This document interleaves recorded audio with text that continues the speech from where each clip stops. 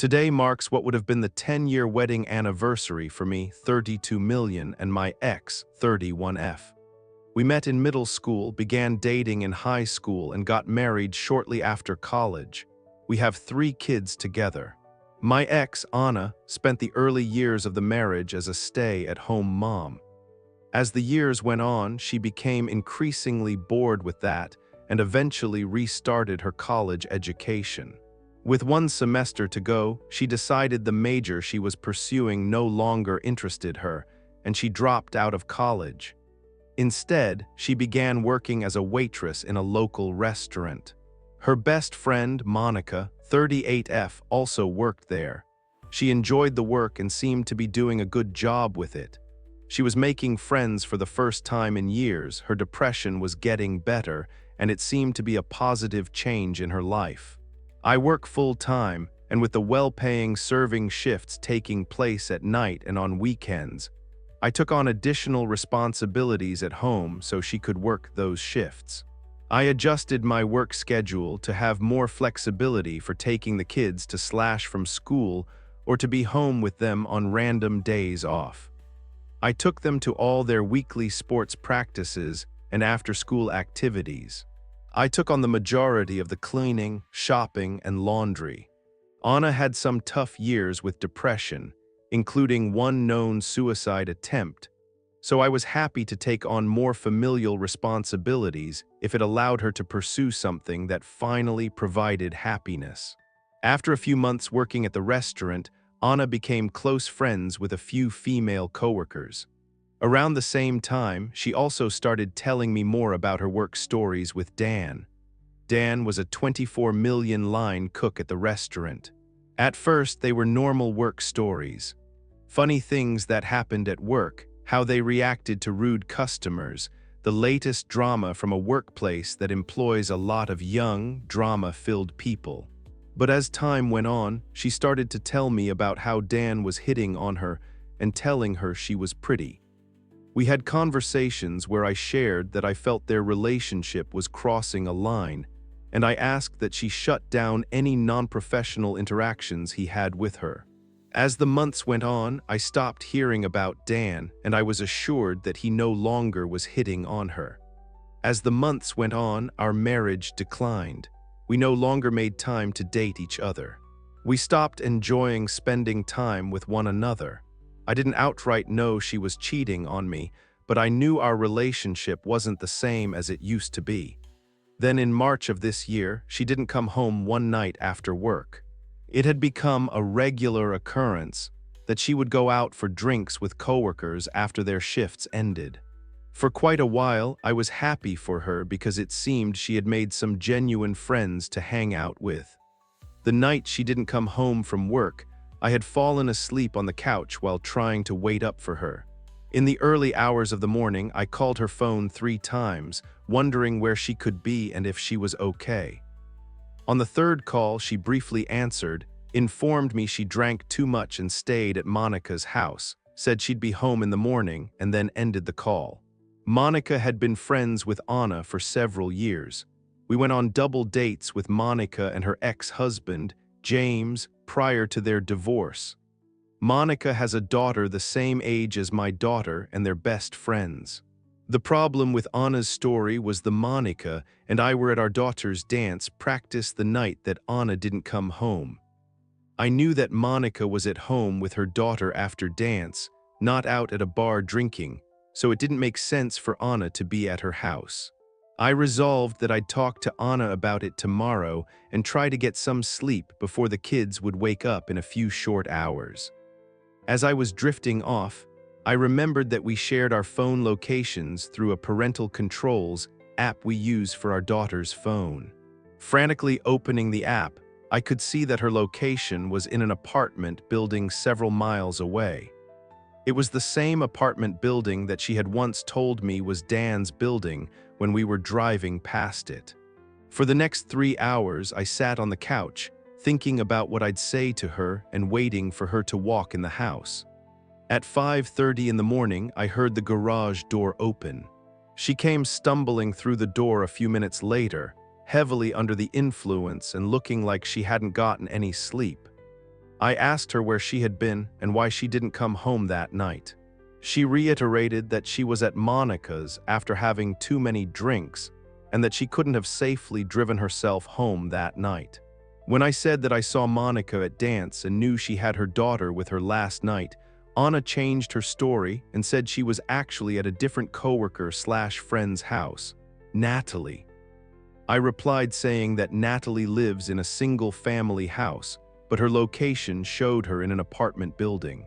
After a pause that lasted what I'm quite confident was several years, I asked, "Are you having an affair with Dan?" To which she simply nodded yes.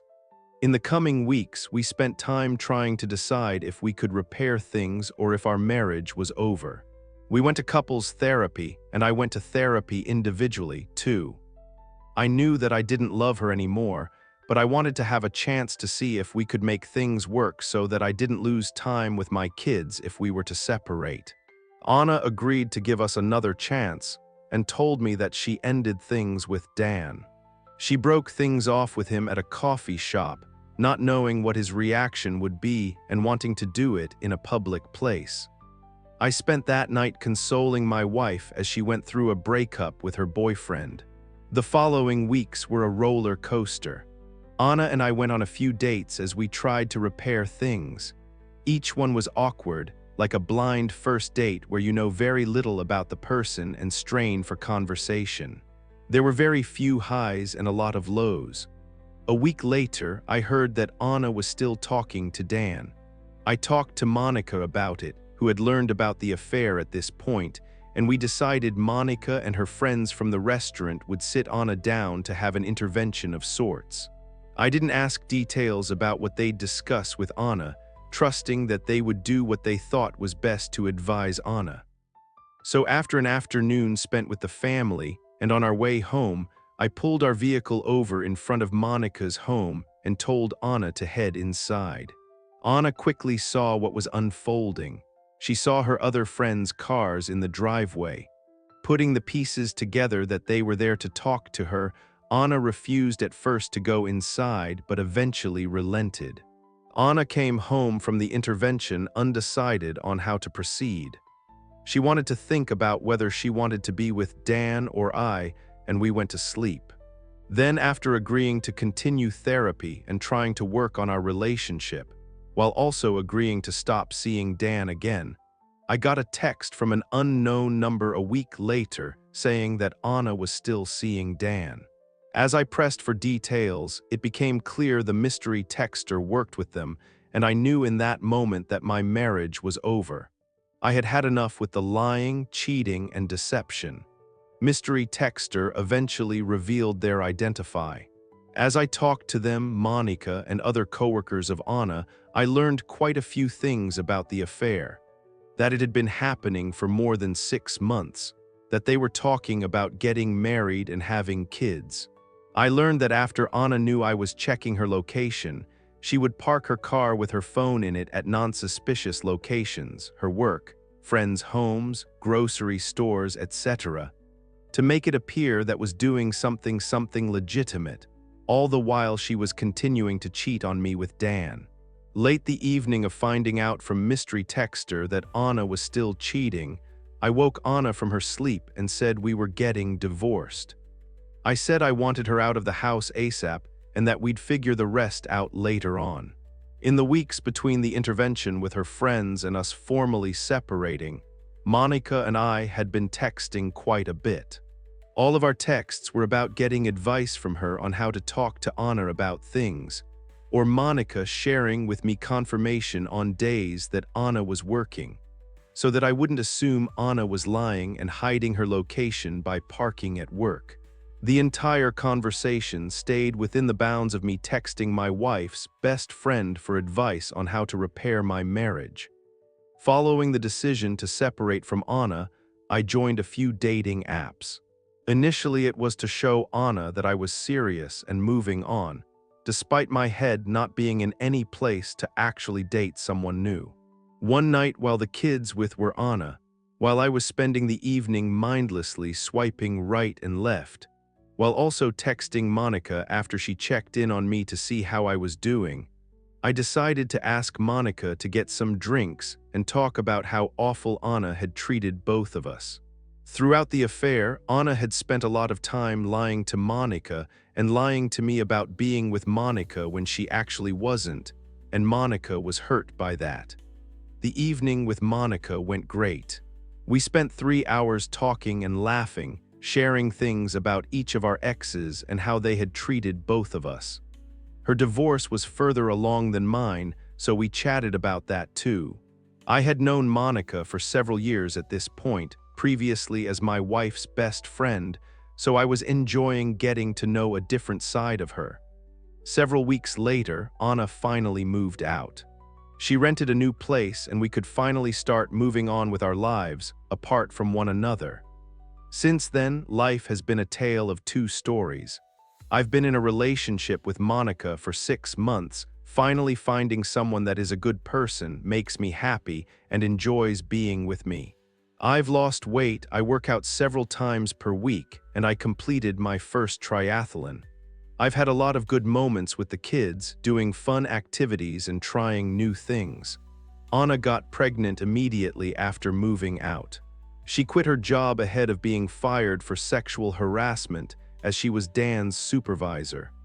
She bought a new car for Dan and then lost the neat job she had just gotten. News got out that Dan uses cocaine and sells various drugs after he got fired from the restaurant for being high at work. She's lost most of her friends as they found out about the cheating and lying. I'm happy to have moved on and to no longer feel stuck being with someone that's a terrible person. I feel no sympathy for her as she continues to make poor decisions, but I am pained by her still being someone in my kids' lives. Overall, I'm significantly happier than I used to be. TLDR, ex cheats on me for 6 months. We separated and now I'm happily dating her ex-best friend. Ex-wife is pregnant, unemployed, has lost most of her friends, and is dating her drug addict affair partner. My husband had years-long mental affair with a friend of mine, and he says that first it's not cheating and second all is my fault anyways. I 41F have been with my husband Jason, 39 million, for 125 years, married 6. Now we are on so-called 6 months thinking period before the judge will sentence us to divorce in January next year, which is common in my country. This all started about 2 years ago when I got a hunch, a sinking feeling that my husband is hiding something and his behavior suggested cheating. High heel footprints on the yard, his panic after me mentioning it, blaming me for cheating, denying me my male friends. I have a couple brother-like friends like he has female friends. Because not a single dude is friends with a woman without wanting to F her, except for me, I am a good guy, and so on. Well, this feeling sunk me into a spiral where I tried to sneak and find out if he really was cheating. Sometimes I talked with other people, but they all claimed that he would never do such thing. He is such a good guy. He would never, and I forced myself to believe them. However, last spring I was having a couple of wines and chatting via Messenger with someone, let's call her HF43. I thought to be a closer friend of mine. And we were overall talking about loyalty and honesty in relationships. And I said cheating is probably one of the worst things a spouse can do. Either actual physical cheating, but also mental. If I found out my husband was as much as texting inappropriately with someone, the marriage would be over, and he knows that. He knows my boundaries because I laid them clear the day we met. I have been cheated on before, and I am not a one to share my man with anyone in any level. Loyalty is the most important thing to me, and it annoys the living crap out of me that I have this strong feeling Jay is cheating me. There is no proof, but I just can't get over this feeling. There was a long silence on the other end, and then the famous words. Can I call you? I told her to wait until I get to somewhere private, and then she called. Long story short, my husband had been involved with her through messages, and they had had an sexting affair for at least 4 years where he sent pics and how he wants to be with her, and how I am an asexual and have opened the marriage on his side, as long as I don't have to know with who. There was messages from him where he begged for nudes. I always delete them, so someone won't see them, but I want to see you, and so on. I got a lot of screenshots from that 4 years of time, and I could tell they were not the first ones. She just couldn't get any more due to the amount of texts they had had, but she said she thinks it lasted 6 to 7 years. He also travels 6 months a year, so I have no doubt that during those trips he has been with someone else, also physically. But as I have no proof, I only go with my hunch on this one and not believe half of a second he hasn't. Also, other friend of mine mentioned like 2 years ago how she got odd messages from him when he was drunk, but as we were celebrating something I forgot that until this point. I asked for screenshots and it started as okay like, I know you are my wife's friend and I would like to know all of her friends better, etc. But then in the end it was really creepy and made me look at him more like a predator than the good guy he presents himself to be to everyone. He was practically forcing himself to go to hug her in the middle of the night while she was home alone with her children. Luckily, when he sent his last message, I am on my way, come to the yard, all I want is to hug you. She didn't respond, and neither of us know if he really went or not. Unfortunately, at that time when I found this all out, 2 of my kids were going to have huge celebrations only few weeks after that, so I had to suck it up and keep the knowledge of his affair as a secret from him. The weeks were agonizing and drew me close to suicide, but thanks to my trauma therapy, I did have it before due to traumatizing life overall, which is one of the reasons on my strict boundaries. Sisters and friend, I managed to actually deal with the issue long before throwing the crap on the fan and plan the execution of the marriage properly. Because of my mental health issues, panic attacks, anxiety attacks, and heart condition, my therapist denied me in any case confronting him in person. She said it would most likely cause me a heart attack, so unfortunately I could not see his face when I sent the PDF file about what I knew, how it made me feel, and how it did destroy our marriage. I told there how he is his own person and how he is allowed to make his own choices, but he also has to carry the consequences of his choices, and the divorce is the result of it. I went to get myself tested and thanked him on only giving me one positive test result during our relationship, and even that was on the pregnancy test several years earlier. His answer was it was my fault because there was a long period with no sex between us, 24/7 pregnancy sickness, leading to bed rest to prevent early birth. In the birth, I was torn badly, but nobody noticed before next day, when they couldn't stitch any longer, so I was denied on even pooping for 6 months. Then he went on 4-month work trip and the kid was sick a lot, so what could I do about it? Nothing. After that, all I got was a cold shoulder, so I started to fade away in my own mental health again. Now to the issue at hand. On his mind, because I only have proofs of this one person having longer texting with him. Nothing else has happened, and all the nudes, messages, etc. are not cheating, as you should be happy, as I could have actually cheated and had coitus with someone. So to him, nothing else is cheating but actual act. Since I informed, he has violated my boundaries of cheating, and I will never forgive him on such disloyalty. He has acted very, very hostile against me. So bad so I have daily panic attacks, but unfortunately due to financial issues, I have not been able to move out yet. This will change next week when he will buy me out of our house, but until that I still have to deal with it, and it affects on the children.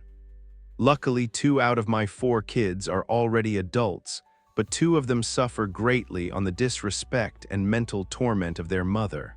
He has also told me that as it is not cheating, it was fool but not cheating, even though when I asked if the things were the opposite, he said, I don't think I would trust you again, but I would most likely to see if it was my fault as this is yours.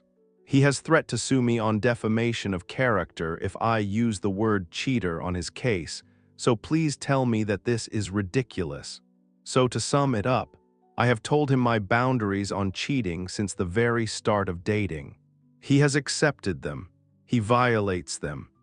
He tells me I am wrong because if I did it, it would be cheating, but when he does it, it is not because it is not his definition of cheating, and all that is happening is my fault, and he is the victim who has all the rights to sue me. Shouldn't the boundary issue be the other way round?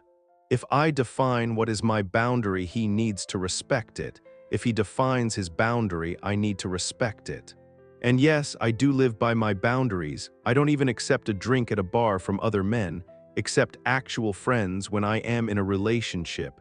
Not to mention have a 6-minute 7-year why mental affair with someone, especially someone from his friends list. The house is now off my hands. I got a loan offer that was about $8,000 less than I was hoping for. I still made an offer for one house, but not having my hopes up on it. When it blows up, there is an apartment I will probably try next.